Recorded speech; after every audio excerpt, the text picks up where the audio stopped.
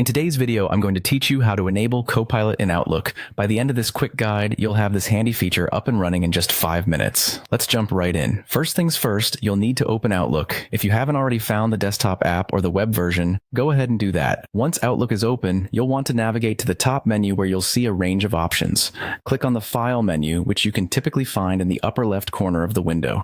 This menu is your go-to hub for accessing various settings and features within Outlook. Once you're in the File menu, the next step is to select Settings. This option is crucial as it's where you'll find most of the customization features in Outlook. If you're not sure where to find it, don't worry. It's usually listed on the left-hand side of the screen, nestled among other options like Info and Open and Export. Click on Settings to proceed. Now that you're inside the Settings page, take a moment to look through the different tabs available. Keep an eye out for the tab labeled Copilot. This is the feature we want to turn on. If you don't see the Copilot tab immediately, don't panic. You might have to scroll down or browse through the list of options. It should be there under one of the subcategories, maybe security or add-ins, depending on your version of Outlook. After locating the Copilot tab, the next step is pivotal.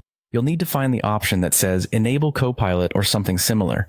There might be a toggle switch or a checkbox that you can click to activate this function. Simply switch it on. This action allows Copilot to integrate seamlessly with your Outlook, enhancing your productivity by providing smart suggestions as you manage your emails.